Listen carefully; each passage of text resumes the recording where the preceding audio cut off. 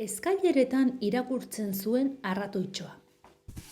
Bazen behin arratoitxo bat, eskaileretan erratza pasatzen aritzen zena. Bizi-bizia zen, ederretan ederrena. Egun batean, erratza pasatzen ari zela, txanpon bat aurkitu zuen lurrean. Ara, haze sortea, pentsatu zuen arratoitxoak. Eta zer erosi pentsatzen hasi zen. Behiza bat erosiko altzuen apaina-apaina? Ez, arratoitxoa ez zen pinpirina. Dotore jantzita egoteak ez duen askorik eskatzen. Marmelada eta azukre almendra bat erositzakeen, baina agian horrela ez zion txanponari probetxurik aterako. Patin bat erosezakeen, baina bazuen bat, eta oso ongi zebilen. Badakit, esan zuen arratoitxoak. Liburu bat erosiko dut, irakurtzea izugarri gustatzen zaiteta. Eta tipitapa, liburu denda bat aurkitu zuen. Barrura sartu eta Untxi Andrea agurtu zuen dendako arduraduna. Liburuak atera eta atera ibili zen, izugarri gustatzen baitzitzaizkion denak, eta azkenean, hainbat motatako ipuinak erosi zituen bere txanponarekin. Eta kriskitina baino alaiago arratoitxoa bere eskaileretan eseri zen irakurtzeko.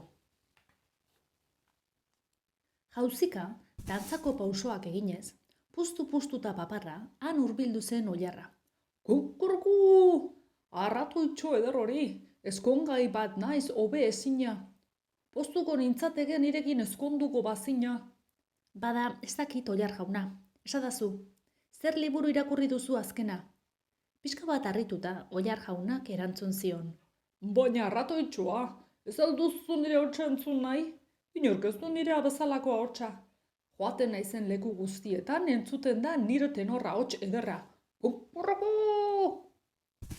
Ai, gortu egingo nauzu oilar jauna. Niri irakurtzea eta hitz egitea gustatzen zait. Elkarrizketan jarduteko senar bat nahi dut. Oso ahots ederra izan arren, esaten duena interesgarria ez bada, izugarri aspertuko naiz. Hortaz, zer liburu irakurri duzu azkena? Irakurtzen dudan gauza bakarra abeletxe batean gertatzen diren ipuin batzuk dira. Ipuin horietan agertzen naiz eta. Kusi alduzu arratoitxoa zein ederra naizen? Eta zein ederra ageri naizen ipuinetan marrastuta? Ispilu bati begira hariko banintz bezala da. Badakizu zer? Ez naiz zurekin eskonduko, harroegia zara. Zurekin biziz gero, aspertuko nintzateke egunero. Belarri luzea eta ganora bakoa, han agertu zen astoa. Arratoitxo eder hori, eskongai bat naiz hobe ezina. Postuko nintzateke nirekin eskonduko bazina. Ez dakit bada, erabaki bat hartzeko, aurrena esan zer liburu irakurri duzun azkena. Liburu bat, horri zuriak irakurtzen baino ez dagindik. Hartara, ez dut galtzen denborarik. Ai ama, zu baizarela astoa. Zurekin biziz gero, aspertuko nintzateke egunero. Jostalaria eta xamurra, bidetik hurbildu zen txakurra. Arratoitxo eder hori, eskongai bat naiz hobe ezina. Postuko nintzateke nirekin eskonduko bazina.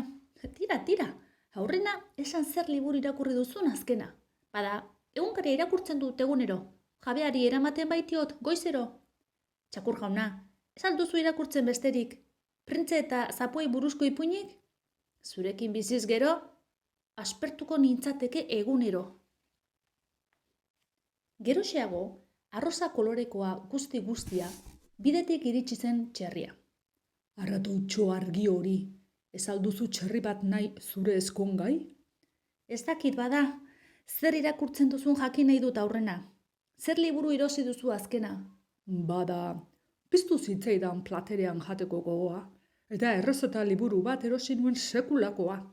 Estebeteak, Solomo ontzutua, Solomo arrautzaztatua, txerri hankak eta urdai azpikoa. Txerri jauna, tripa betetzeko gauza baino ez dituzu irakurtzen. Zurekin biziz gero, aspertuko nintzateke egunero. Arroskoa eta urgulatxua, bidetik hurbildu zen katua. Arratoitxo eder hori, eskongai bat naiz hobe ezina, postuko nintzateke nirekin eskonduko bazina. Ez dakit bada katu jauna. Aurrena, esan zer liburu irakurri duzun azkena. Nik ez dut inoiz irakurtzeko gogorik. Izan ere, eizan ibiltzen naiz gauean, eta egunean zehar atxeden hartzen dut oean. Lote utxa zara katua. Zurekin biziz gero, aspertuko nintzateke egunero. Baina handik gutxira, zeru urdinaren eta esti koloreko eguzkiaren azpian, bidea ikusi ere egin gabe sagu bat hurbildu zen. Liburu handi bat ari zen irakurtzen buru belarri, eta bazirudien ez zuela arratoitxoa ikusi. Saguak ezin zion irakurtzeari utzi. Arratoitxoa maitemindu egin zen bat batean. Animaliatxo hura zen gustukoena den artean. Eta han joan zen eskaileretan behera. Ezin zuen galtzen utzi aukera. Sagu jauna, esan zuen oihuka arratoitxoak. Zer ipuin duzu esku artean, niri begiratzen usten ez dizuna. Barkatu, arratoitxo Andrea, liburu hau hain da ona, ezin dut hartu atxedena. Aurrera begiratu gabe noa, bidean barrena. Zugarri gustatzen zait irakurtzea. Eta hasten naizenean ezinezkoa zait gelditzea. Ai, sagu, hau bai dela jatorra eta itxurosoa. Hau bai dela etxerako modukoa. Eta ezkondu egin ziren arratoitxoa eta sagua, eta liburutegi bat zabaldu zuten txukun atondua. Herriko animalia guztiek izan zezaten aukera, hara joateko irakurtzera. Eta horregatik, egun hartatik aurrera, norbaitek irakurtzea badu gustuko jarduera, esan ohi da liburutegiko sagua dela. Eta hori da gauza bat ona eta itzela. Esan nahi baitu, antza duela eskaileretan irakurtzen zuen arratoitxoarena, eta irakurtzeari utzi ezin zion saguarena.